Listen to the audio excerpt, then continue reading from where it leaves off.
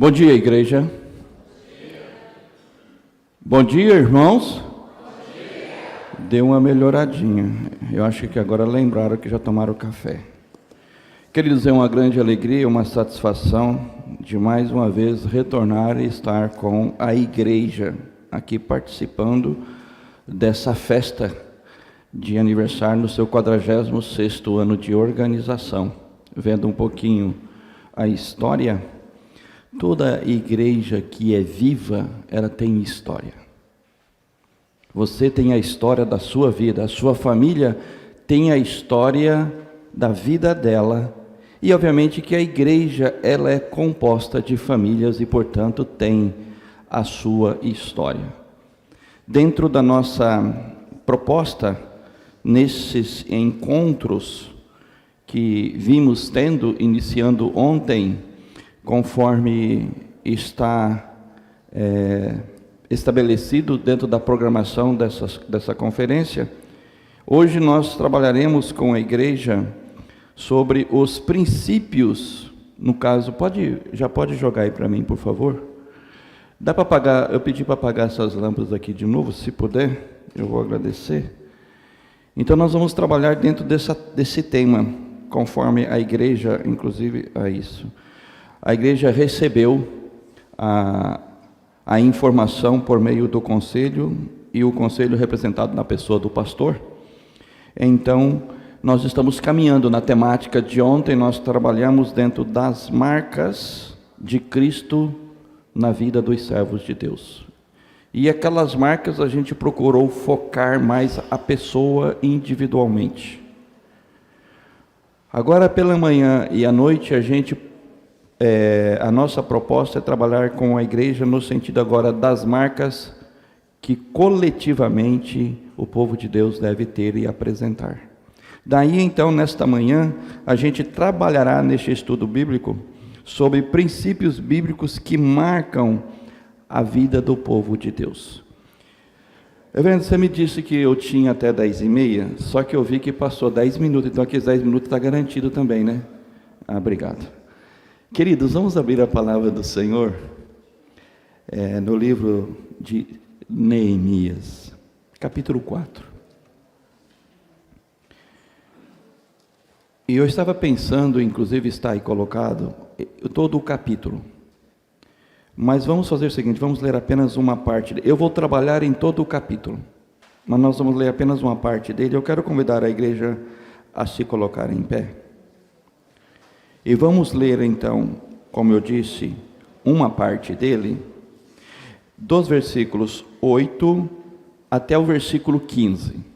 E vamos fazer essa leitura da maneira que fizemos ontem. As vozes masculinas lerão comigo os versículos pares, e as vozes femininas os versículos ímpares. Livro de Neemias, capítulo 4, leremos os versículos 8 ao 15, e trabalharemos em todo o capítulo. Eu estava pensando em ler todo o capítulo, mas para a gente ganhar um pouco mais de tempo, então nós vamos ler esta parte que está bem no meio do capítulo.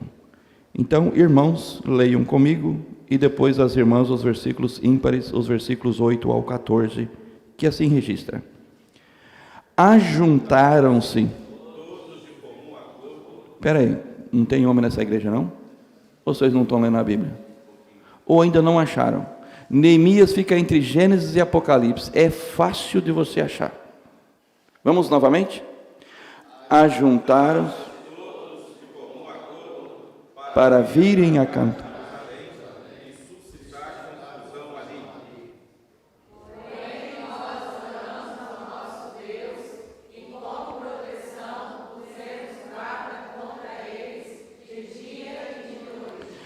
Então disse Judá: já desfaleceram as forças dos carregadores, e os escombros são muitos, de maneira que não podemos edificar o muro.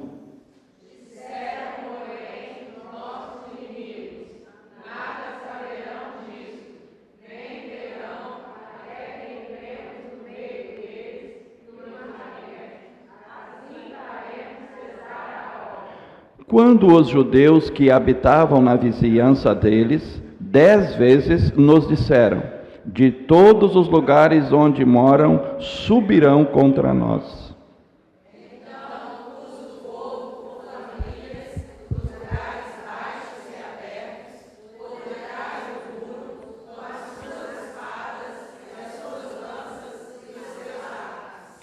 Inspecionei, dispus-me e disse aos nobres, aos magistrados e ao resto do povo: não temais, lembrai-vos do Senhor, grande e temível, e pelejai pelos vossos irmãos, vossos filhos, vossas filhas, vossa mulher e vossa casa.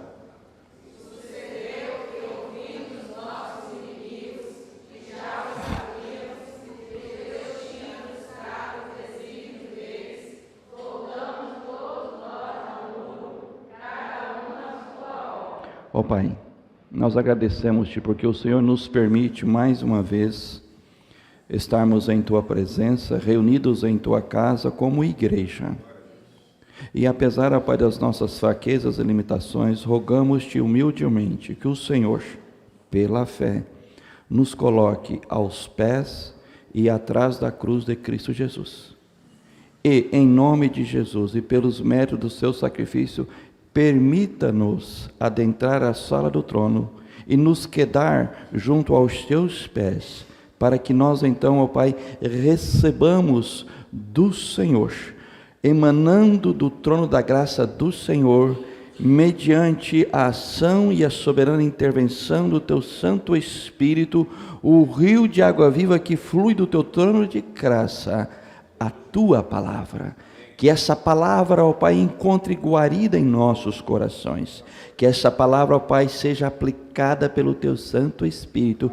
E que essa mesma palavra, mediante a ação soberana do Teu Santo Espírito, produza frutos para o louvor da Tua glória. Em nome de Jesus. Amém.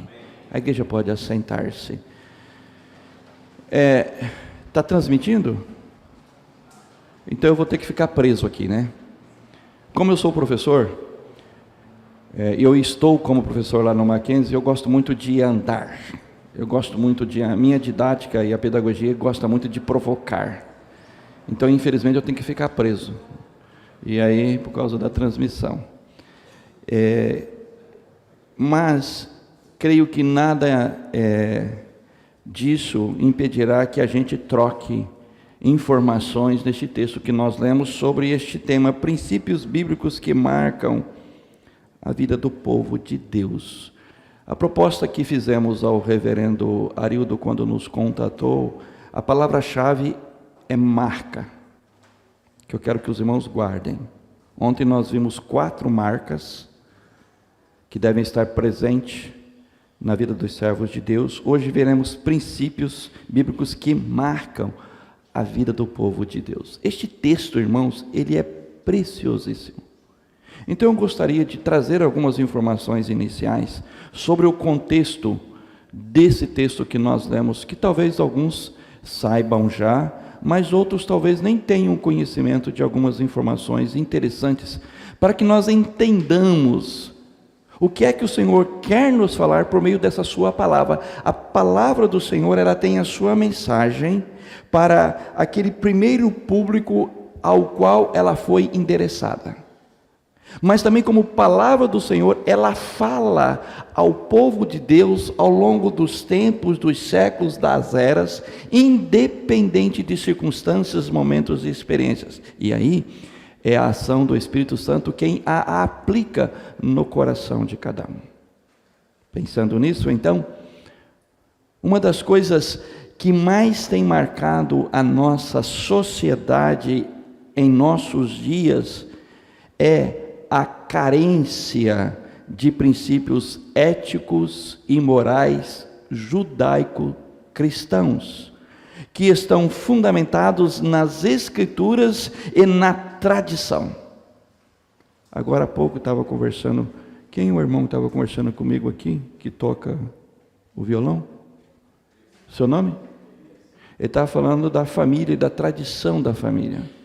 A maneira pela qual o pai dele foi criado pelo avô e que ele foi criado pelo pai. Isso a nossa sociedade está perdendo. Daí a gente vê o que está acontecendo. Essa decadência dos princípios morais, éticos, sociais, religiosos e tradicionais. E, irmãos, a palavra decadência, na sua etimologia, ela tem uma triste notícia e informação para você. A palavra decadência significa algo que vai caindo, caindo, caindo, porém irrecuperável. Não tem como retornar. Não tem como. E assim vem acontecendo não só com a sociedade, porque a sociedade, ela reflete o quê? A igreja. E a igreja, ela está caminhando para essa decadência. Então, meus amados, nesse sentido, o contexto histórico, político, religioso, social e espiritual do povo de Israel, nessa época de Neemias, onde esse texto está inserido, era tão decadente que aprouve ao Senhor chamar esse seu servo lá da corte persa, do outro lado, vamos dizer assim na linguagem nossa popular, naquele período, do outro lado do mundo. Israel está aqui na costa do Mediterrâneo, Babilônia está lá do outro lado no Golfo Pérsico, do outro lado do mundo, 1.300, 1.200 quilômetros, ali, isso estou falando em linha reta, tá? E aprova o Senhor lá chamar Neemias e trazê-lo aqui, para os irmãos terem uma ideia, o nível dessa decadência.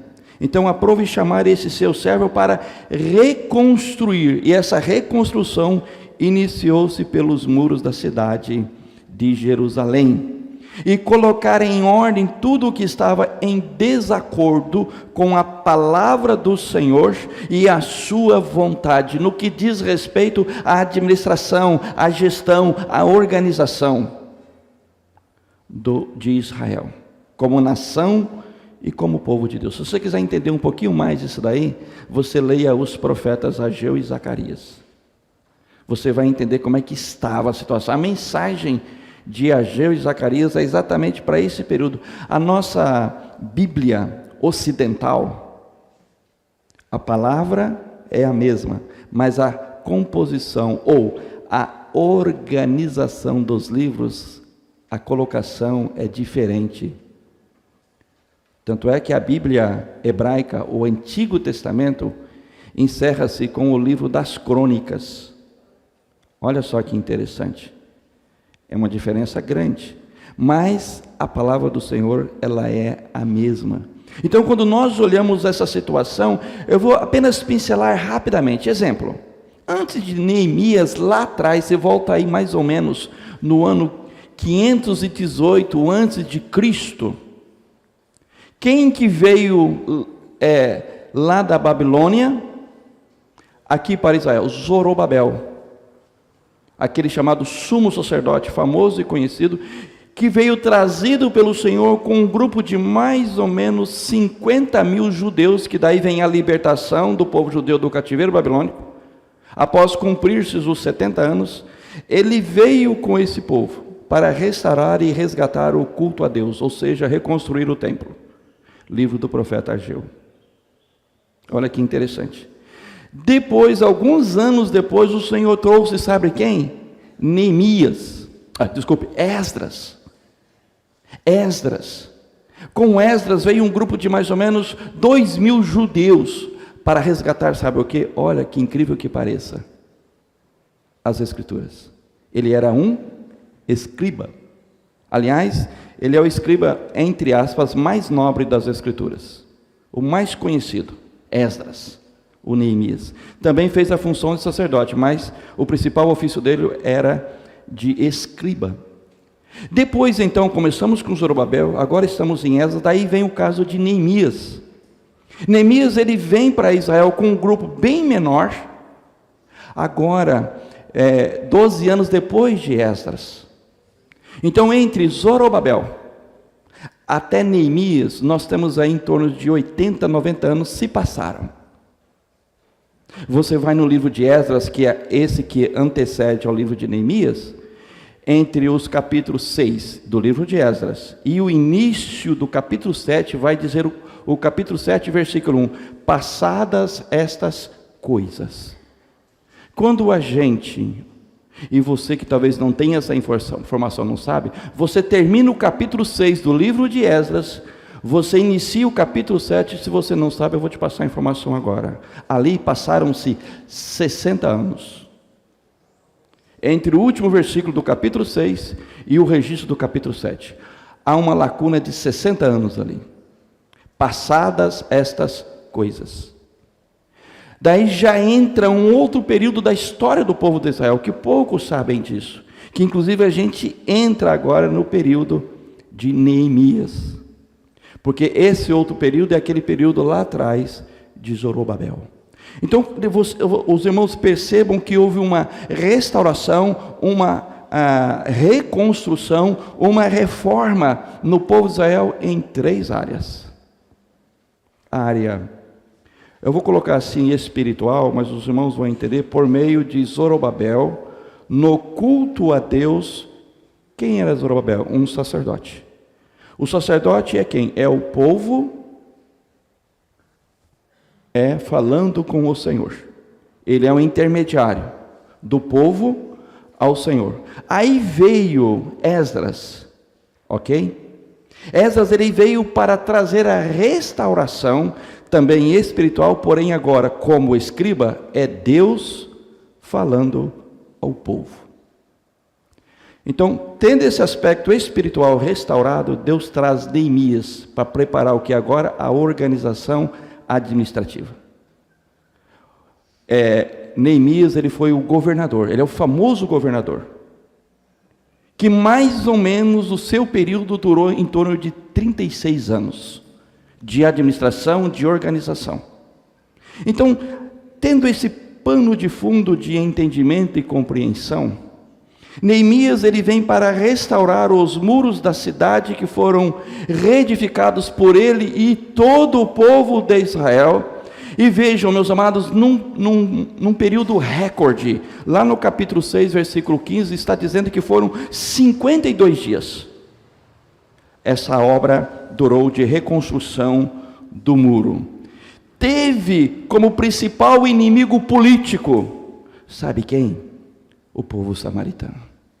Mas também teve 2 cabras, que eu vou dizer, viu? Olha, misericórdia. Teve 2 cabras que foram espinhos na carne de Neemias. Foram Tobias e Sambalá. Esses 2 cabras foram terríveis. Homens perversos que perturbaram Neemias e o povo que com ele reconstruía o muro de Jerusalém. Mas Neemias, governador habilidoso, usado pelo Senhor e pela graça do Senhor, ele então proferiu a seguinte palavra ao povo: a boa mão de Deus é comigo, o nosso Deus pelejará por nós.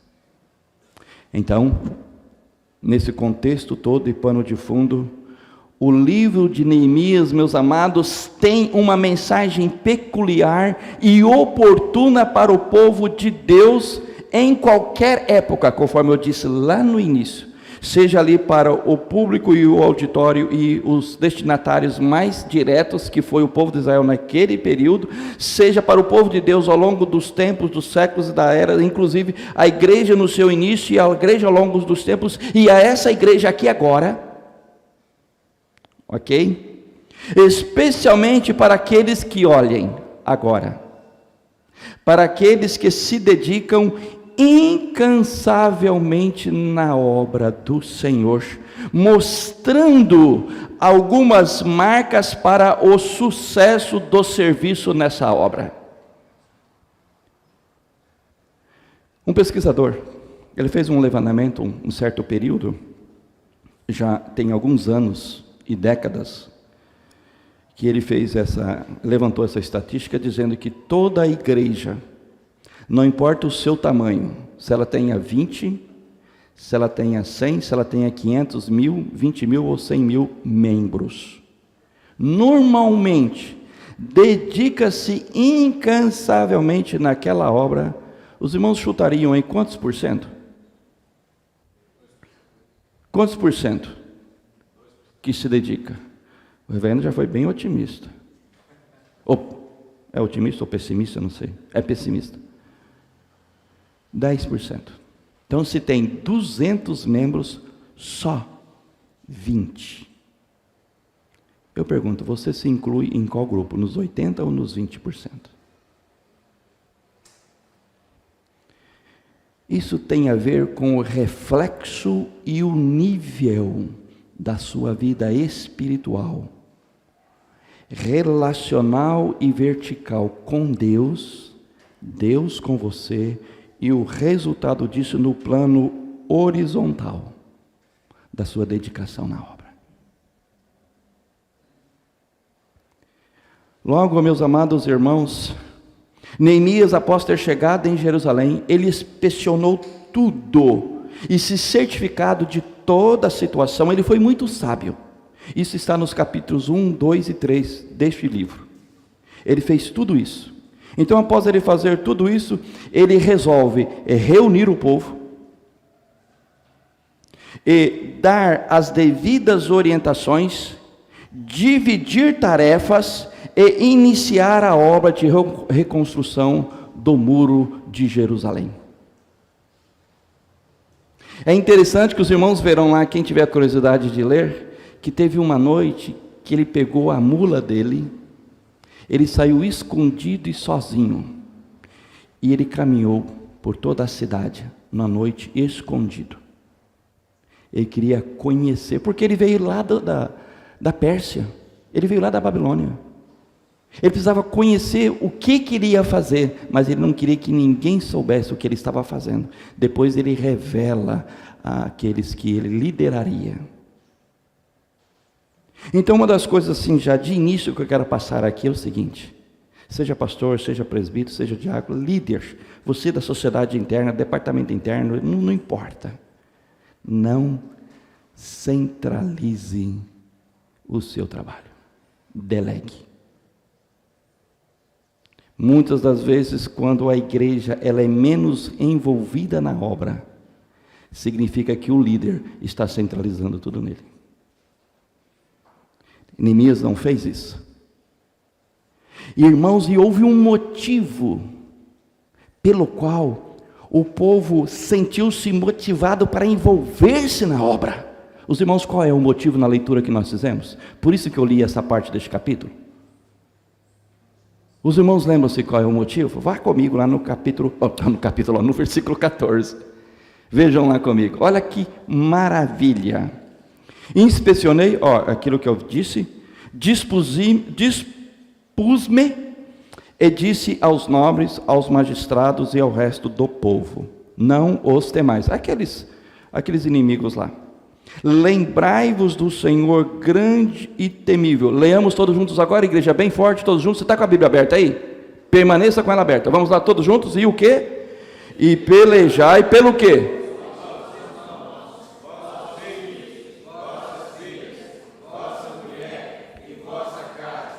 Por que você levanta logo cedo e vai trabalhar?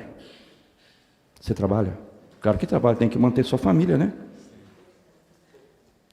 Escuta, qual é o horário que você entra no serviço? Alguns falam que eu não trabalho. Não é a mulher não, né? Aí o bicho vai pegar. E qual horário você entra no trabalho? Meio-dia. Meio-dia? Dá licença, deixa eu pegar o outro aqui. É melhor, né? É melhor. Vamos pegar o outro aqui. O irmão já está aposentado ou trabalha ainda? Ai... Olha, irmãos, se eu pegar mais um, Natanael nem vou pegar, porque ele está na CBD. O Natanael está na CBD. Os irmãos sabem o que é CBD? Comendo, bebendo e dormindo. O irmão, também? Graças. Pastor, o terceiro salvou a igreja. Então, meu querido, 7 horas da manhã você pega no serviço. Você entra na empresa, não é isso? Não é sua empresa ou você é funcionário? Acha vida, está difícil esse negócio. Mas vamos lá. Mas é melhor ainda. Você, que hora você levanta para estar na empresa às 7 horas? Ok, eu pergunto, que hora você levanta para estar na igreja aqui às 9 horas? 7 horas da manhã. Não, não estou falando você, agora a igreja. Para você estar aqui 9 horas. Bom, eu moro aqui do lado, eu vou levantar 8 horas. Não, desculpa, eu vou levantar 8h30. Porque daí eu troco de roupa, tomo um cafezinho.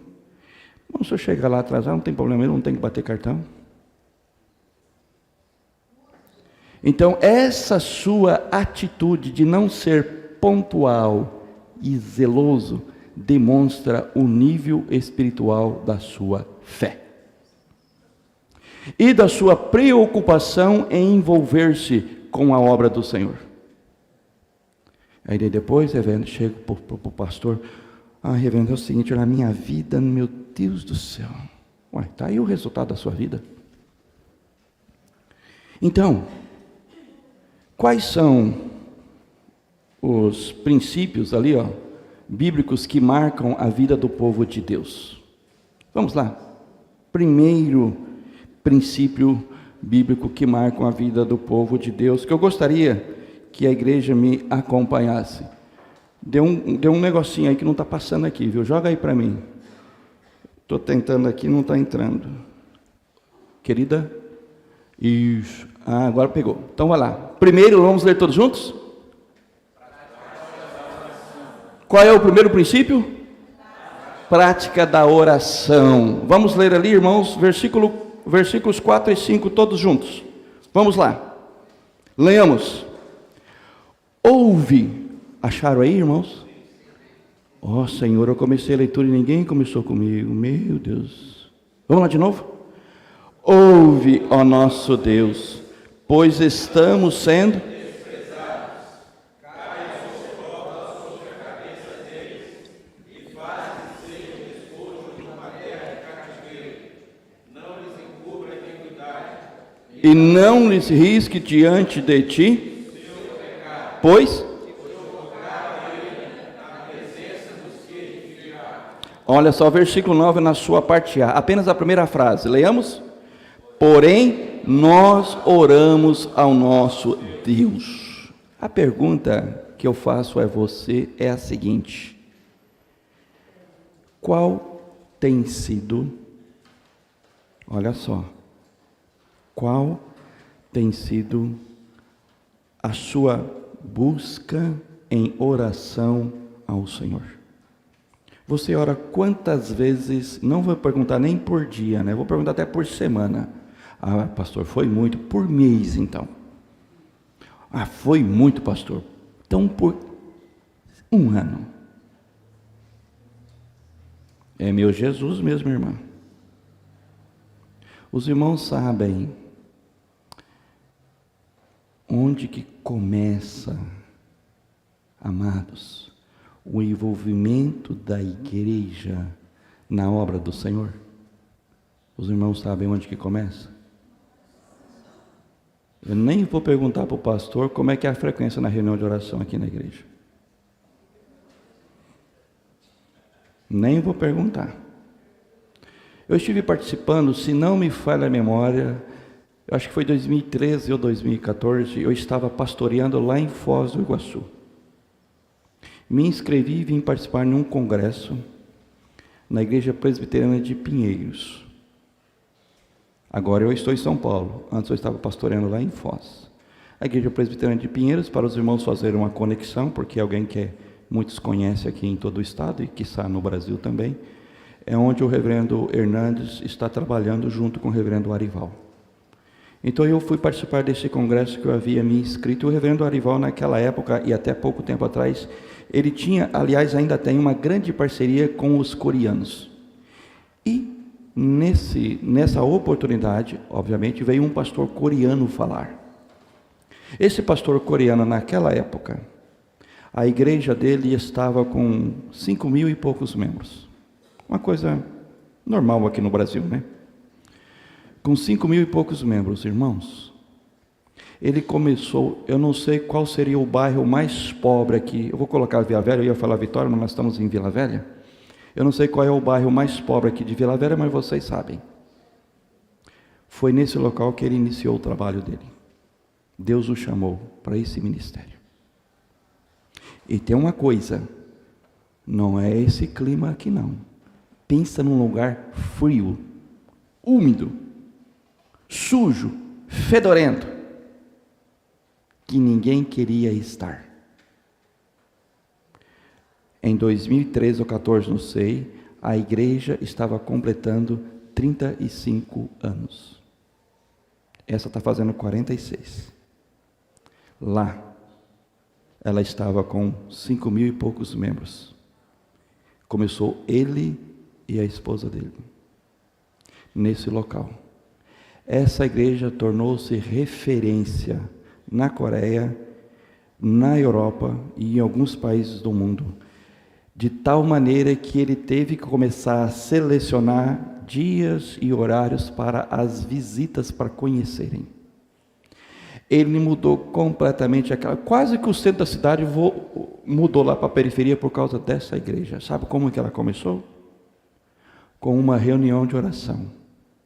Ela é uma reunião de oração ininterrupta, que lá em 2013, 2014, estava completando 35 anos. E a presença é pequena, mais ou menos 2, 3 mil orando todo dia, toda hora, todo momento. Então, queridos, a prática da oração. Eu não sei, não conversei nada com o pastor sobre essa igreja.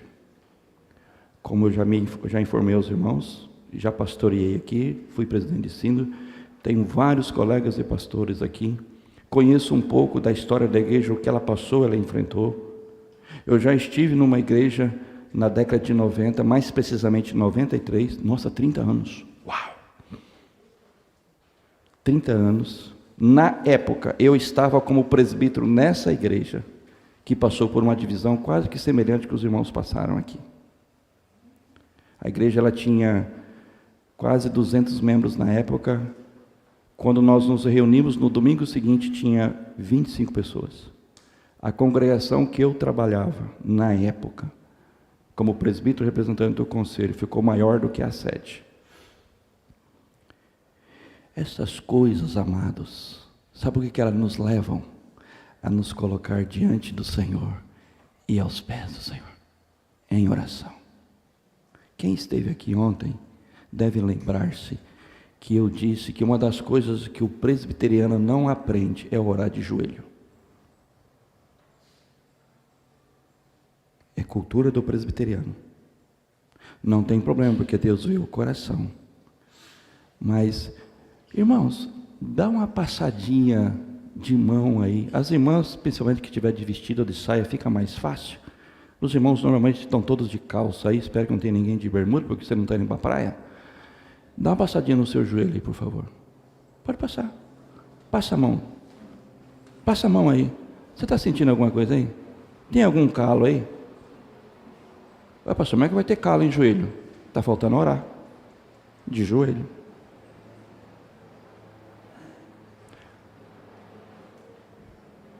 John Wesley. Ele tinha o cantinho dele de oração. Lutero também. Lutero ele orava antes dele levantar ou iniciar as atividades, todos os dias, 4 horas. João Ellis tinha um cantinho dele de oração. Ele orava de tal maneira naquele cantinho todo dia, não sei quanto tempo, que eu não vou pecar aqui falando o tempo, que ficou a marca dos joelhos dele no chão. E esse cantinho, não fui lá, não conheço, não sei, mas diz que está cercado como prova na casa onde ele morou. Olha, primeiro princípio, prática da oração. Sabem por quê? Aquele famoso livro, não sei o que lá, Rosby, eu tenho na minha biblioteca. Se Deus já sabe, para que orar? Essa pergunta está na capa do livro. Se Deus já sabe, para que orar? Como é que é o nome do irmão de barba aí? Luciano. Se Deus já sabe, para que orar? Porque Ele mandou. Alguém mais arrisca? Eu vou provocar aqui. Você. É sua filha? Bonita. Como é que é o seu nome? Ellen. Se Deus já sabe, para que orar? É uma jovem, fica mais fácil. Um maduro e uma jovem. Porque nós necessitamos. Quantos filhos temos aqui? Quantos filhos temos? Ah, ainda bem. Essa não caiu na piadinha. Eu ia pegar todos, mas todos nós somos filhos. Alguém teve um pai e uma mãe aí. Mas agora vamos então. Quantos pais estão com seus filhos aqui na igreja? Irmãos, eu quero perguntar a vocês: os seus filhos falam com vocês diariamente?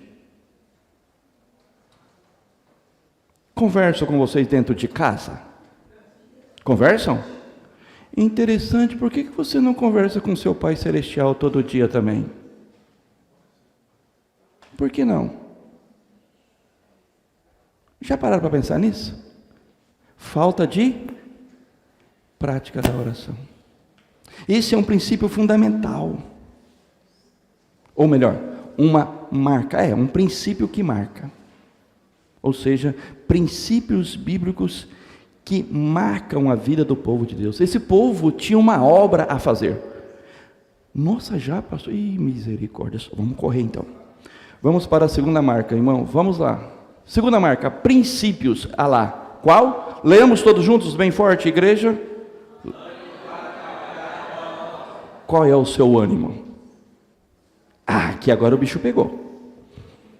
Por quê? Por que o bicho pega? Porque o que vem primeiro é o quê? O que vem primeiro? Os meus interesses. Olha, você está lutando na sua vida, você está trabalhando, você está investindo em você, na sua família e talvez, se sobrar tempo, na obra do Senhor. Ah não, sei com a sua esposa, amor, Deus está nos dando as condições melhor e tal, não sei o quê. Aqui não é o problema, não é o caso. Aqui não é comprar casa na praia, igual a gente paulista lá. Aqui é comprar um sítiozinho, uma chacrinha. Vamos comprar uma chacrinha, amor? É mesmo, para a gente passar o final de semana com as crianças, tirar elas dessa muvuca aqui no verão e tal, não sei o quê. Vamos comprar a chacrinha. Aí você comprou a chacrinha.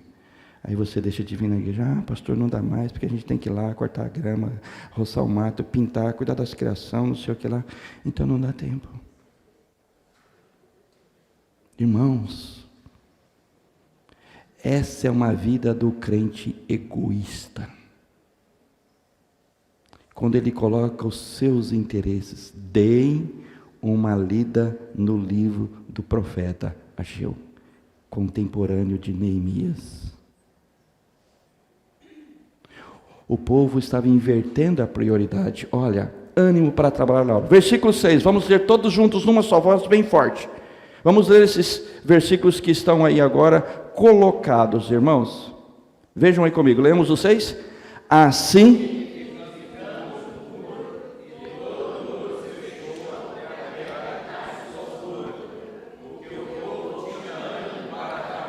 Porque o povo, que igreja? Ânimo para trabalhar. Eu virei para mostrar e estava passando o versículo, né? Tinha ânimo para trabalhar na obra. Vamos para o versículo de número 21.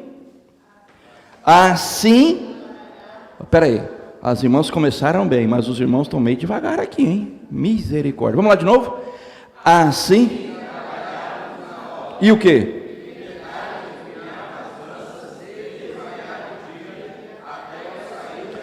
O capítulo 6, versículo 15, leamos todos juntos também. Acabou-se, pois, o muro.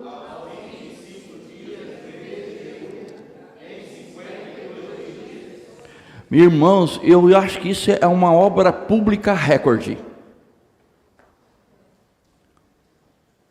O presbítero Rui, me lembro da época que eu estava aqui, quando ele administrou o hospital evangélico, E os irmãos lembrarão o que era o Hospital Evangélico antes do presbítero Rui e o que é o Hospital Evangélico hoje depois do presbítero Rui. Os irmãos entendem bem o que eu quero dizer. Ele foi um Neemias ali. Ele foi um Neemias ali no Hospital Evangélico. Cada um de nós, amados, podemos ser um Neemias onde o Senhor nos colocou. Basta ter o quê? Ânimo para a obra. Agora eu pergunto, pastor, mas o que é que vai te dar, ou o que me dará ânimo para a obra? Primeiro, vida de oração. Porque aí eu fiz a pergunta para o irmão, eu fiz para ela e não respondi, né? Parei lá, né? Se Deus já sabe, para que orar? Primeiro, porque eu dependo do Senhor, eu necessito dEle, porque Ele é meu Pai, e não tem como eu viver neste mundo sem ter relacionamento com o meu Pai. Abro parênteses. Quando o reverendo me convidou, e nós estávamos conversando, eu falei, reverendo, dá para comprar a minha passagem de ida para sexta-feira, que eu dou aulas pela manhã no Mackenzie na sexta-feira, compra no final da tarde, início da noite, porque eu quero dar um cheirinho na neta, e no sábado eu quero fazer uma visita para o meu pai, que eu disse aqui na igreja ontem, o reverendo Jair Moreira, não sei quantos conhecem, pastor jubilado, trabalhou praticamente o seu ministério 30 e poucos anos aqui, nessa região. Começou lá na década de 80, início da década de 80, e jubilou. Agora, daqui em abril, fará 86 anos. Eu fui lá conversar com meu pai. E descobri uma coisa agora, que o ministério dele foi 54 anos que eu não sabia. Agora eu pergunto, qual é a sua comunhão com o Pai? Em oração. Então, a necessidade, dependência, comunhão, renovação dessa comunhão. Ele sabe tudo. Nós, pais, sabemos o que os nossos... Você tem filho, criança pequena? Que idade? 10 anos e 5 anos. Maravilha! Ele sabe o que os filhos dele precisam. Ele sabe. Assim Deus sabe o que nós precisamos. Mas às vezes o filho chega, pai, você pode me dar... Seu filho já fez isso? Você pode me dar aquilo, você pode me dar aquilo outro. Os irmãos sabem o que eu estou querendo dizer. É isso que o Senhor quer ouvir de você. É você colocar-se diante dele, aos pés dele. Senhor, sei propício a mim, miserável pecador. Senhor, eu não sou nada diante de ti. É você humilhar-se e reconhecer que só Ele é Deus. Você não é nada. Eu não sou nada. O reverendo ontem me deu a palavra. Eu vou deixar que o reverendo Gilson se apresente aí. Os irmãos já sabem como que eu me apresentei, que está lá naquele livro. Então note, amados, ânimo para trabalhar. Qual é o seu ânimo? Qual é a sua motivação? São os seus negócios? Isso é para você lá na sua vida privada. Espera aí, vocês entenderam o que eu falei? A sua vida privada, regular, familiar, tem diferença da sua vida espiritual? Não. Não. Em tudo e em todo momento você está servindo o mesmo Deus, a motivação é a mesma, o propósito é o mesmo, porque é servir a Deus. A Deus na sua empresa, a Deus aqui na sua casa, a Deus na sua família, a Deus na escola, a Deus no lazer, a Deus lá no seu sítio, na sua roça. Bom, na praia não dá, né? Que aqui é praia. Não importa. E no meio do povo de Deus. Como que você é conhecido? Certa feita, esse é um fato. Inclusive foi meu pai que contou lá atrás. Eu guardei essa ilustração no interior do Nordeste, aquela igrejinha simples lá no interior do Nordeste. Havia uma irmã. Ela chegava primeiro que todo mundo. Ela pegava como é que chama? A moringa. É moringa que fala, né? A moringa d'água. Ela ia lá na minazinha que tinha não sei quantos distância. enchia, trazia, colocava no cantinho lá, ia e sentava. Depois os outros começavam a chegar. Todo mundo chegava, uns iam lá beber água, tal, não sei o que, sair beber água. Aí até que chegou um dia que aquela irmã veio a falecer. E ninguém nunca viu nada aquela irmã fazer, ela não se envolvia em nada, a não ser essa atividade que eu mencionei. Um dia ela faleceu. Aí alguns foram no sepultamento dela, ela foi sepultada no domingo seguinte. Foram beber água, cadê a água? No outro trabalho da igreja, foram beber água, cadê a água? Aí descobriram a grande obra que aquela irmã fazia ocultamente. Queridos, quando você fizer algo na obra do Senhor, não precisa bater uma selfie e colocar na rede social, não. O que a tua mão fizer, não saiba a direita, não saiba a esquerda. A recompensa vem do Senhor. Esse é um dos principais ânimos para a obra. Vamos para o seguinte. Vejam só agora o seguinte. Leiamos todos juntos? Irmãos, aqui é fundamental. Estar ciente da ação de inimigos. Vamos ler aí este texto que nós temos aí em mãos. Leiamos então, amados, o versículo, capítulo 6, versículo 21. Espera aí, é o 5:21. Desculpe.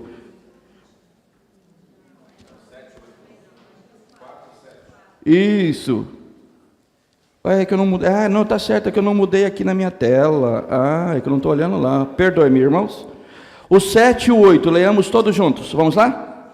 Mas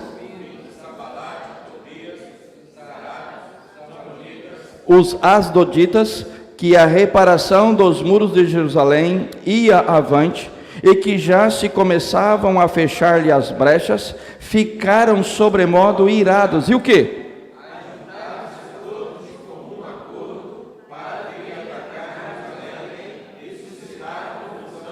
Verso 11, disseram,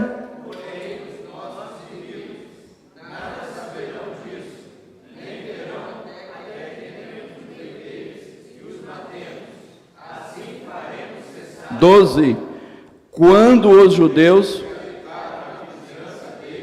10 vezes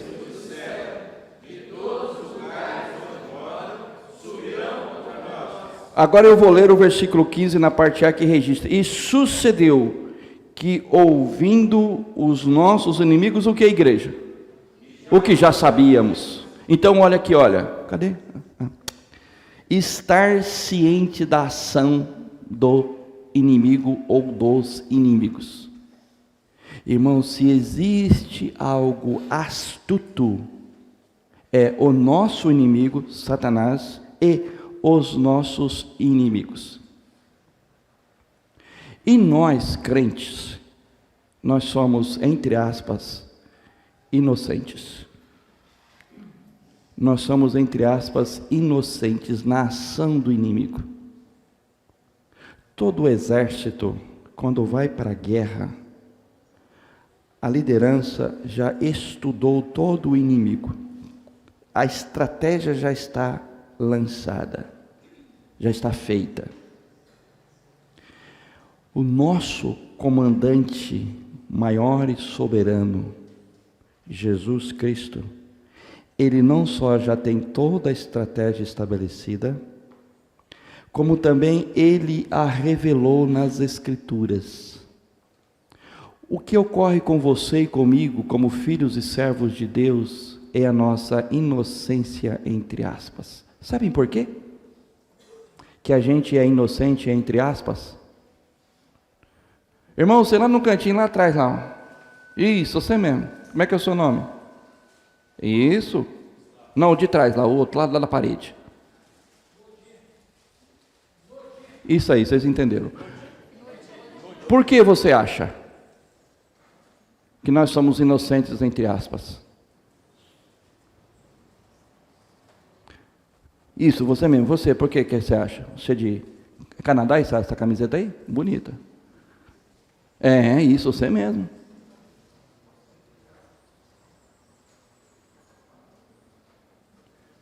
Porque a gente não lê o manual da guerra. E não estou falando daquele 1984, não. Eu estou falando das Escrituras. Você, olha, não está ciente da ação do inimigo na sua vida, porque você não leu o manual da guerra. Porque se você lesse o manual da guerra e você visse as estratégias do inimigo e aquilo que o nosso Senhor nos orienta que nós devemos fazer para enfrentarmos esses inimigos, amados, a coisa seria diferente. Muitos caem na armadilhas. Vocês já viram, já receberam em sua casa o pessoalzinho da pastinha preta? Que chega em dupla? Não é para ter recebido, não. Vocês não entenderam a minha pergunta? Caíram, agora vocês caíram, né? Lembro-me da minha mãe, eu era criança na época, pré-adolescente, meus 11, 12 anos talvez. Morávamos no Paraná. No Paraná os terrenos são compridos, mais ou menos 40, 50 metros, e largos, 12 a 15 metros de largura. Então nós estávamos a casinha lá no fundo daquela frente toda, vinha aqueles, e esse pessoal é antigo, tá? Década de 70. O pessoalzinho da pastinha preta batia lá no portão, minha mãe olhava assim: não quero, já sou crente e tem Cristo Jesus no seu coração, pode ir embora. Por quê? Terceira epístola de João: não deis ouvidos e nem os acolheis em casa. O que tem de crente recebendo inimigo dentro de casa não é brincadeira. É a mesma coisa que você dá papo para o capeta. Não, pastor, mas eu vou bater um papo com ele para... Não, ele que vai te convencer, não é você que vai convencer eles, porque eles receberam uma lavagem cerebral. Então, ó, estar ciente da ação de inimigos. Aqui, os inimigos, eles eram claros. Esse Sambalá, e qual é o outro? Tobias. Irmãos, acomunados com aqueles outros, por isso que o judeu até hoje ainda odeia samaritano. Eles foram inimigos ferrenhos do povo de Israel. Eles adoravam outros deuses e ídolos. Então, estar ciente da ação de inimigos. Vamos lá para o quarto e último princípio. Olhem só aí. Vamos ler todos juntos esse princípio. Leiamos. Envolver-se na obra com a... Alguém lembra de uma marca de ontem? Abnegação. E nós vamos ter na mensagem de hoje à noite, nosso encontro de hoje à noite também vai entrar a abnegação. Envolver-se na obra com abnegação. Versículos 13 ao 16. Vamos ler todos juntos bem forte. E bem uníssono. Leiamos, igreja. Versículos de número o quê? 13 ao 16. Diz assim a palavra do Senhor. Vamos lá? Então...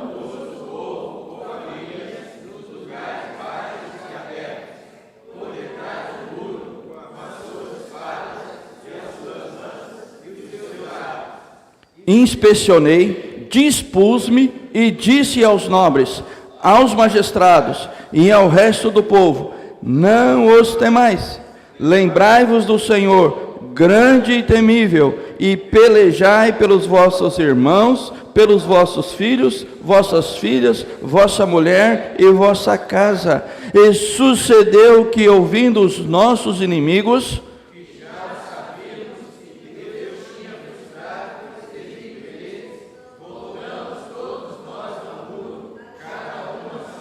e o que aconteceu? E daquele dia em diante,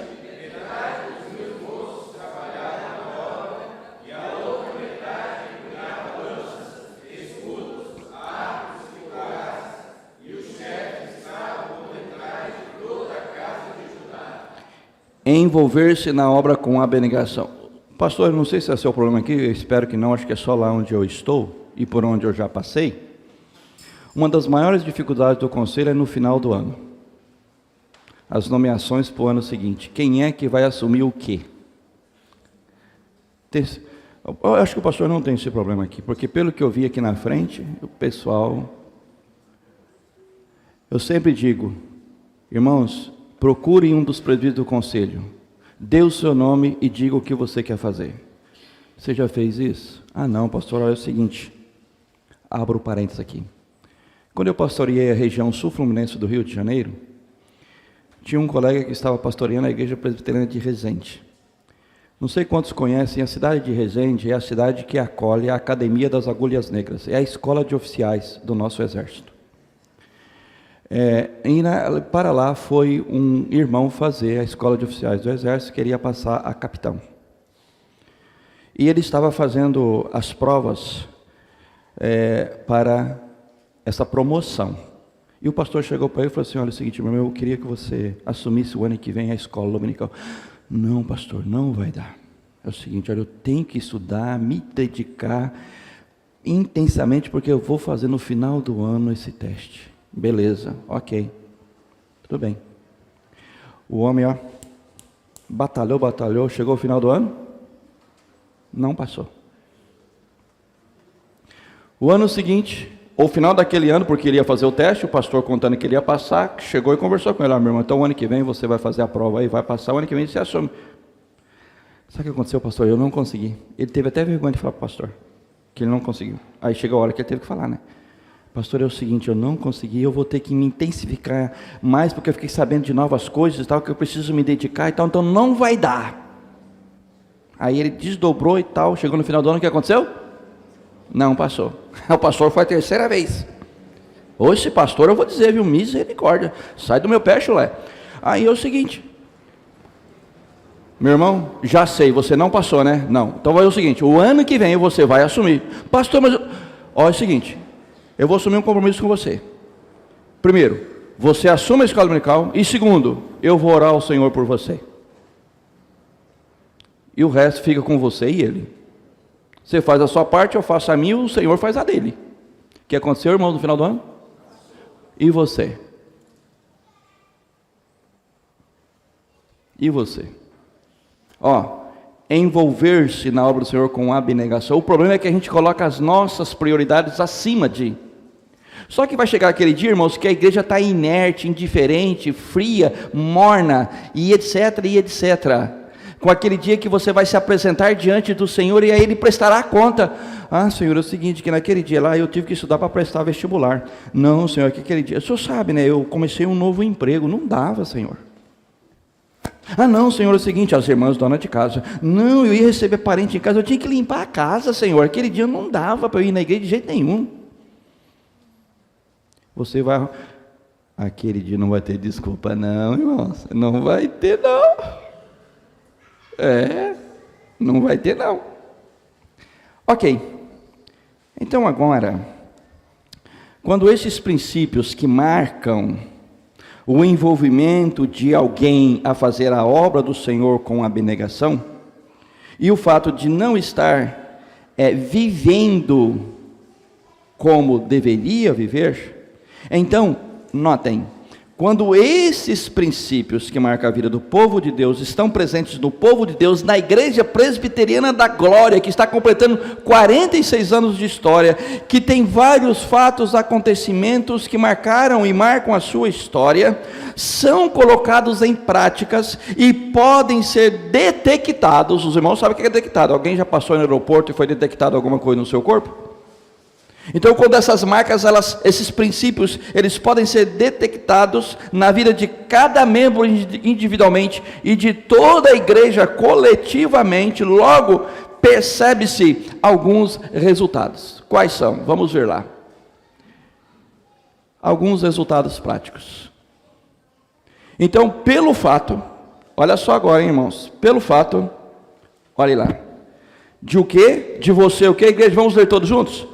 Pelo fato de você, vamos lá, pelo fato de você vai ler assim, eu falei você porque é eu que estava fazendo o estudo, agora você vai tirar o você e colocar eu, vamos ler novamente? Pelo fato de,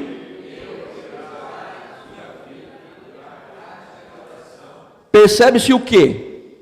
Vamos ver o que se percebe? Olhem lá, que o que? Que há, versículo 14, vamos ler todos juntos? Leiamos. Inspecionei dispus-me e disse aos nobres, aos magistrados,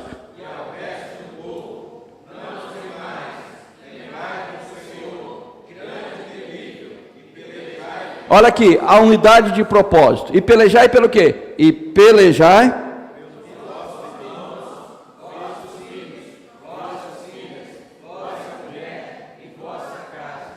Então vejam, a unidade de propósito. Olha só lá agora, ó. Embaixo, dá mais um link aqui que o meu aqui não está funcionando. Vai lá. Percebe-se que é a unidade de propósito, logo, que deve ser o quê? Uma realidade na vida da igreja. Tem sido isso a realidade na igreja? Essa unidade de propósito? Não tem como, irmãos. Vamos para o segundo resultado prático? Olhem só lá. O segundo resultado prático, aplicando o segundo princípio. Vamos lá. Pelo fato de quê? Leamos. Pelo fato de eu ter... Percebe-se o que, igreja? Vamos lá, percebe-se? Leamos. A soberana intervenção de Deus. Os irmãos acham que Deus vai agir soberanamente assim? Pluf, ele age. Mas você tem que fazer a parte. A igreja tem que fazer a parte dela. Como o povo de Israel fez a parte dele. Irmãos, vocês sabem quando é que Deus age soberanamente? Ele intervém miraculosa e milagrosamente? Quando o seu e o nosso recursos humanos chegam ao limite. Mas você sabe qual é o limite dessa igreja no sentido dos seus recursos humanos? Imagine, pastor, quantas pessoas talentosas tem aqui na igreja, com os seus dons. Pastor, mas eu não tenho dom nenhum, eu ainda não descobri o meu dom. Eu vou te dar uma resposta que você vai entrar em choque. Você ainda não é salvo. Sabia disso? Porque não há nenhum regenerado que não tenha recebido do Senhor dons. Não existe nenhum salvo sem dom. Então, percebe-se pela soberana intervenção de Deus, versículo 15 na parte B e o versículo 20. Vamos ler todos juntos o versículo 15 na sua parte B, onde começa a frase Deus. E Deus...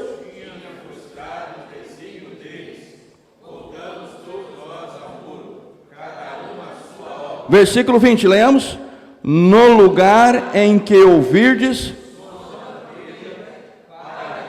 Por que, igreja? Porque o nosso Deus, o quê? Viu? Então o Senhor, Ele age, Ele intervém, como? Soberanamente, a partir do quê? Do limite da ação do homem, os recursos. A potência que tem essa igreja. Eu lembro, meus amados, quando eu passei por aqui, no início dos anos 2000. A potência. Agora, por favor, não fique olhando no retrovisor. Olhem para o hoje, o aqui e agora, porque o Senhor, Ele já trabalhou com quem aqui passou. Tá ok? Agora, a igreja e o que ela refletirá amanhã será consequência do hoje. Por causa disso, então, minha querida, coloca aí para mim embaixo, por favor. O que acontecerá? Que será o que? Reconhecida pela fé e vista na igreja. O que? A soberana intervenção de Deus. Vamos então agora para outro resultado prático. Vejamos aí agora. Olhem lá. Leamos, pelo fato de eu, o quê? Estar ciente da ação de inimigos, percebe-se o que, igreja? Percebe-se, leamos todos juntos, que deve-se agir com determinação ao se fazer a obra do Senhor, versículo 17 e 18, vamos ler todos juntos? É isso que está lá? 17 e 18, leamos. Os carregadores que por si mesmos...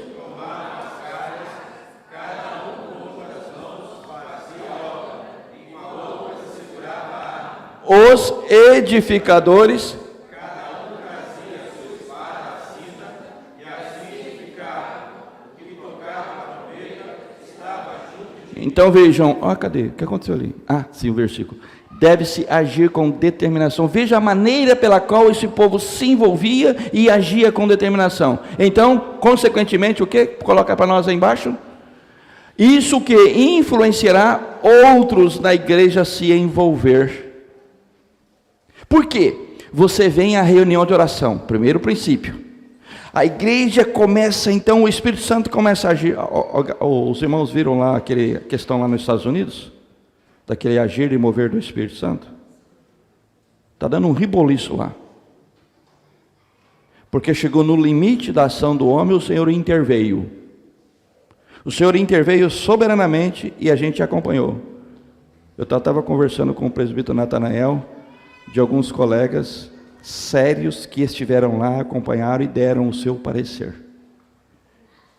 Algo de fato vindo do trono da graça de Deus. E por fim, último resultado prático e quarto, vamos lá? Vejam só, último resultado prático, pelo fato de o quê? Envolver-se na obra com abnegação, que é o quarto princípio. Percebe-se o que, igreja? Vamos ver lá? Percebe-se o que, minha querida? Vamos lá? Cadê a irmãzinha ali? Vamos lá, percebe-se? A consciência do tamanho da obra e o que fazer. Você tem noção do tamanho da obra que você tem que fazer? Você percebe? Versículos 19 a 22, note aí como que está descrito. Disse eu aos nobres, aos magistrados e ao resto do povo, o quê? Grande e extensa é a obra. Só essa frase. Grande e extensa é a obra. Voltemos lá, minha querida, agora concluindo ali, fechando. Vejam, a consciência do tamanho da obra e o que fazer, o que vai acontecer? Fechando, o que? Que te fará dedicar-se ainda mais na obra, sem olhar para os obstáculos e a adversidade. Você sabe qual é o nosso problema? E o que é interessante, o irmão aqui que é empresário, não sei quantos outros tem, quando a gente está trabalhando naquilo que é nosso, você não olha para os problemas que virão. Eu não sei há quanto tempo ele está nessa área como empresário, quando começou e como ele está hoje. Quando você olha a pessoa do jeito que ela está hoje, não sabe o que ela passou lá atrás, quando ela iniciou. Vejam, que te fará dedicar-se ainda mais na obra, sem olhar para os obstáculos e adversidades. Vocês imaginam como que o povo de Israel estava? Como que essa igreja ficou na divisão, como ela está hoje e como ela poderá estar amanhã. Agora você precisa fazer a sua parte, ok? Envolver-se na obra. Vamos orar? Vamos orar ao Senhor, rogar a sua graça, misericórdia. Pai, Tu sabes das nossas limitações, fraquezas, mediocridade, pecaminosidade, fragilidade, timidez, enfim. São coisas que fazem parte da nossa natureza pecaminosa, corrupta, depravada, egocêntrica, egolátrica, hipócrita e etc, e etc. O Senhor sabe de tudo isso. Por isso, agora, humildemente, nos apresentamos diante de Ti e rogamos ao Senhor que Tu seja propício a nós, que Tu tenhas misericórdia de nós, que Tu des graça a essa igreja, que ela continue, ó Pai, na dependência do Senhor, sob a soberana ação e intervenção do Senhor, que esses princípios e outros venham a fazer parte desta igreja, e Tu continue a usá-la para o crescimento, a expansão do Teu reino, e para a glória e o louvor do Teu nome, em nome de Jesus, amém.